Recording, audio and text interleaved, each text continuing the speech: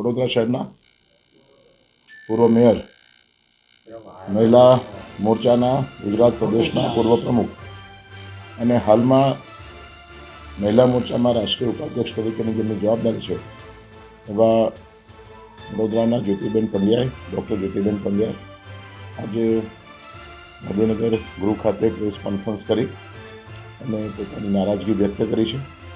એના થોડા જ સમય પહેલાં એમને ભારતીય જનતા પાર્ટીના બધા જ હોદ્દા પરથી સસ્પેન્ડ કરવાનો નિર્ણય પાર્ટી પરથી લેવામાં આવ્યો છે.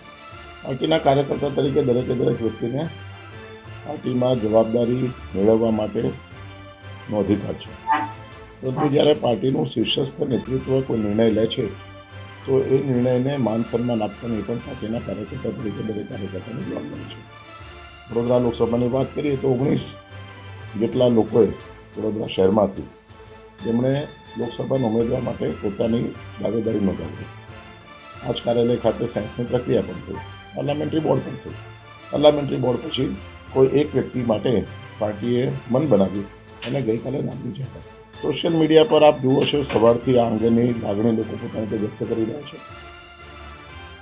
બહુ સીધી બાબત એવી છે કે જ્યારે ભારતીય જનતા પાર્ટી જેવો પક્ષ હોય, જ્યારે વડોદરા જેવી સેફેસ્ટ સીટ હોય, જે સીટ ઉપર 7 લાખ કરતાં પણ વધારે માર્જિનથી ભારતીય જનતા પાર્ટીનો કોઈ પણ ઉમેદવાર જીતે, તો જ્યારે પક્ષના કાર્યકર્તાઓ પોતે પણ માનતા હોય, છેલ્લા 3-3.5 વર્ષથી એ પ્રકારે સંગઠને કામ પણ કર્યું હોય. કોર્પોરેશનના ઇલેક્શનમાં પણ 76માંથી 69 સીટ ઉપર ભારતીય જનતા પાર્ટીના ઉમેદવારો જીત્યા હોય. વિધાનસભામાં પણ બધી જ સીટ ઉપર 75,000 કરતાં વધારે મતોના માર્જિનથી જ્યારે ધારાસભ્યશ્રી જીત્યા હોય, ત્યારે કાર્યકર્તા તરીકે દરેક કાર્યકર્તાને એવું લાગે કે ભાઈ આ જગ્યામાં હું શ્રેષ્ઠ ઉમેદવાર છું. પરંતુ પાર્ટીનો નિર્ણય છે તે બધાને શિરોમાન્ય હોય છે અને લોકોએ સોશિયલ મીડિયાના માધ્યમથી અન્ય રીતે અમારી પાસે રજૂઆતો કરીને આ અંગેની પોતાની ચિંતા, પોતાની નારાજગી વ્યક્ત કરી છે.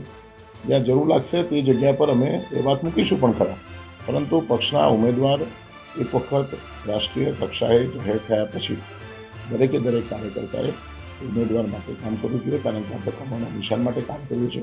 આપણે કોઈ વ્યક્તિ માટે કામ કરતા નથી. આપણે મોદી સાહેબની વિચારધારા માટે કામ કરીએ છીએ.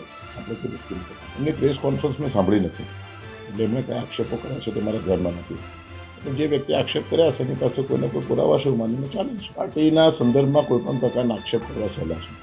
આજે હું પણ કોઈ પણ વ્યક્તિ માટે કોઈ પણ પ્રકારનો આક્ષેપ કરી શકતો હોઉં છું.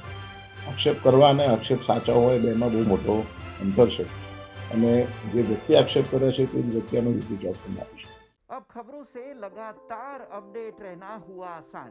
BRG न्यूज आपके मोबाइल स्क्रीन पर आज ही BRG न्यूज की mobile app Google play store और ऐप स्टोर से डाउनलोड करें और खबरों से लगातार जुड़े रहें।